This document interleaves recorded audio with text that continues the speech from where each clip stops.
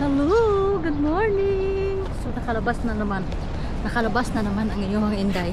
So ganito yung sistema pag lalabas ako ng bahay ng amo. Halimbawa day off ko.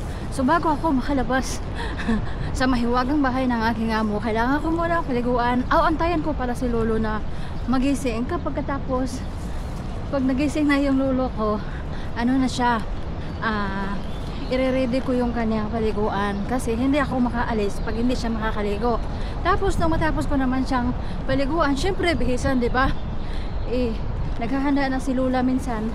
Pag si Lola gising na, siya yung naghahanda ng breakfast ni Lolo. Pag si Lola ay tulog na, so automatic ako na. So ganun yung buhay ng Inday. Tapos syempre, hindi ako pwedeng palisin ni Lola nang hindi muna nakakain ng agahan. Yun ang kagandahan sa aking amo. So okay na rin, hindi na rin ako nagreklamo. Ganun pa rin eh. Pag alalabas ka ng maaga, hahanap ka rin naman ng masisilungan. So ano na rin, i-grab ko na kasi libre na. Libre na yung pagkain agahan. Pero bago pa si Lola bumangon, bago ko pa asikasuhin si Lolo, nagre-ready ako ng aking makakain. Tapos pag alis na alis ko sa bahay nila, hindi ko talaga ito pwedeng kalimutan yung kanilang basura namin pala. So itatapon ko dyan lang naman, itatapon. O diba? Pero ngayon may pick up ako na nahiya kasi ako.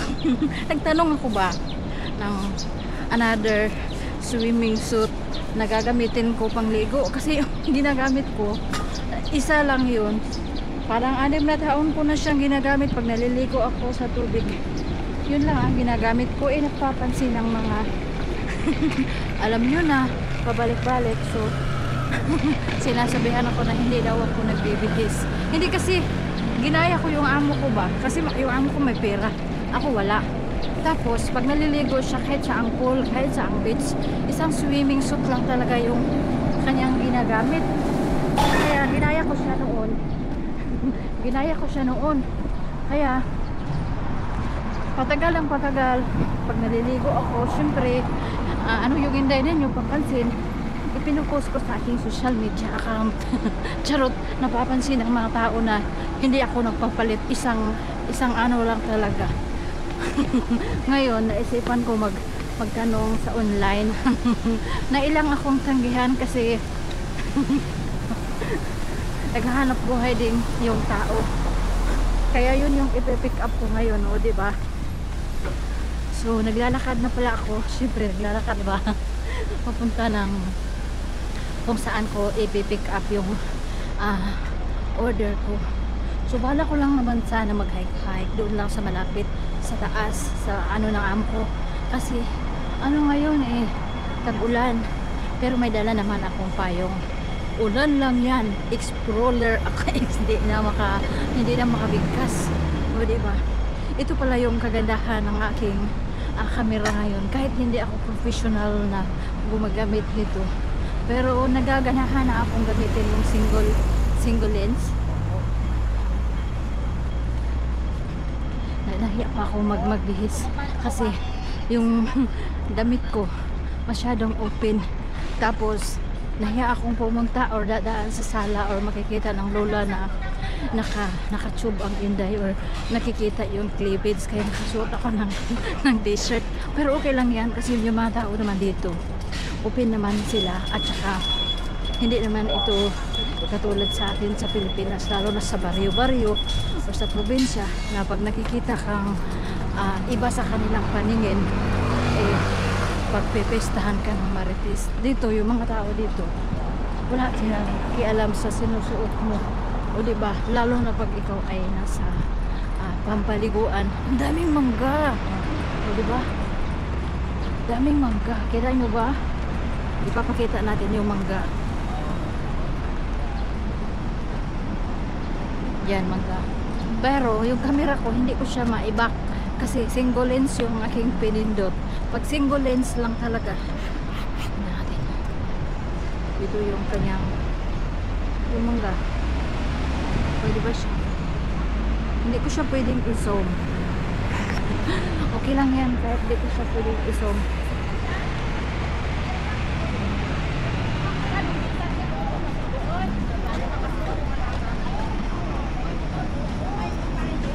ano pala dito, di na ako nagtatambay sa mga ganitong part kasi ilang beses ako dyan nagtambay.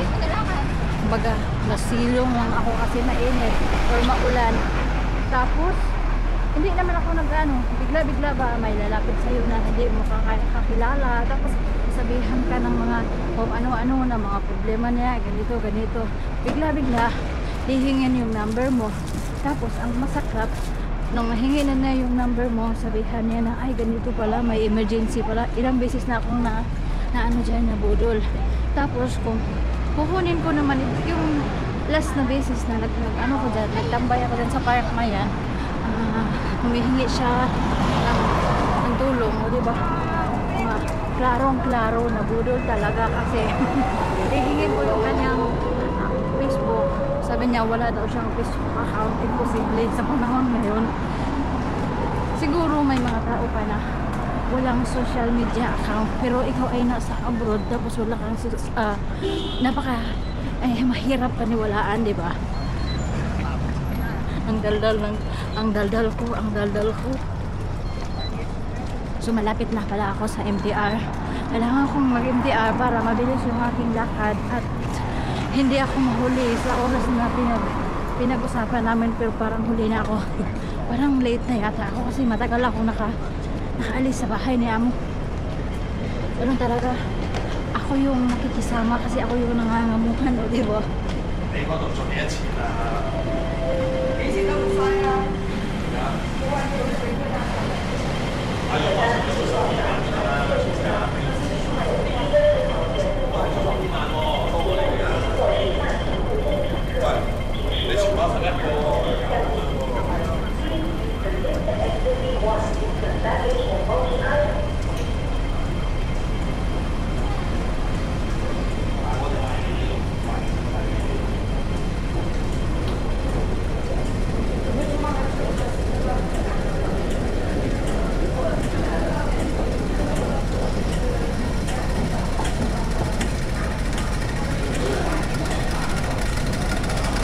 Tingnan ko kung gaano siya, kung magiging ano ba siya, magalaw ba siya pag naglalakad ako.